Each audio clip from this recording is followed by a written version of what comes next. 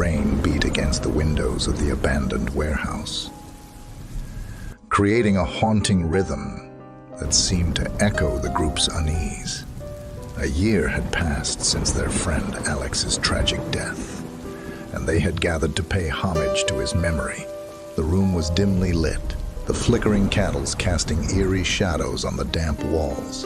As thunder rumbled in the distance, the group of friends huddled together, clutching their memories and sharing stories of Alex's infectious laughter and boundless energy. Yet, beneath their words, a tension lingered. They all felt the weight of guilt for not having been there to save him. Maya, Alex's closest friend, had organized the gathering. She couldn't shake the feeling that something wasn't right about his death. Alex had been found drowned in a lake, but his fear of water had been well known. It didn't make sense. As the night deepened and the rain continued to pour, Mia decided to lead a seance, hoping to communicate with Alex's spirit and find some closure. She set up a makeshift table with a Ouija board and lit more candles. "Let's try to reach out to Alex," Mia suggested, her voice quivering slightly.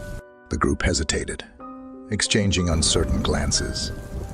But the need for answers outweighed their fear, and they reluctantly gathered around the table, placing their fingers on the planchette. They closed their eyes and focused on their friend. "Alex, if you're here, give us a sign," Mia whispered. For a few tense moments, nothing happened. Then, a faint breeze brushed against their faces, extinguishing a candle. Startled, they looked at each other, a mixture of fear and wonder in their eyes. Suddenly, the planchette began to move. Slowly at first, then with more purpose. It spelled out a message. "I remember." Friends exchanged startled glances. Alex's voice seemed to be echoing from beyond the grave. "Remember what, Alex?" Mia asked, her voice trembling. The planchette spelled out more letters, forming words. "The cave." I wasn't alone. Chills ran down their spines. The room felt colder, the atmosphere heavier. "The cave near the lake," Mia questioned. The planchette moved again, this time spelling out a single word: "Revenge." A deafening crack of thunder shook the warehouse, causing the candles to flicker wildly. The friends exchanged fearful looks, realizing that their attempt to communicate with Alex had taken a sinister turn. Before they could react, the room plunged into darkness. The rain battered against the windows, and the warehouse seemed to come alive with eerie sounds. Whispers echoed through the air, each voice sounding like a distorted version of Alex's laughter. Panicking, the friends fumbled for their phones and turned on their flashlights. What they saw chilled them to the bone. The walls were covered in symbols and drawings, all depicting a figure with hollow eyes and outstretched arms. Mia's voice quivered as she read the words, written in crimson. "You let me die. Now, I'll never let you forget."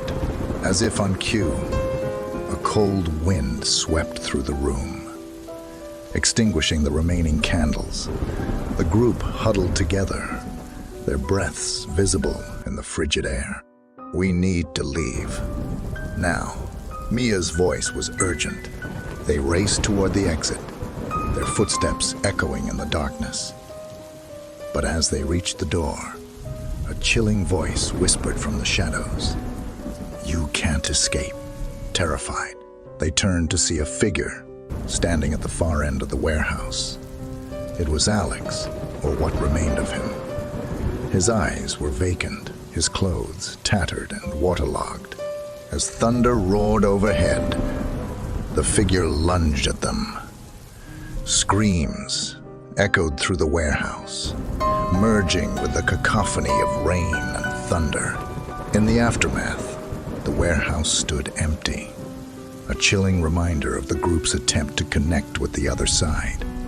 The rain continued to fall, washing away the echoes of revenge that lingered in the air. The group had learned a painful lesson. Some secrets were meant to remain buried, and the past had a way of seeking its own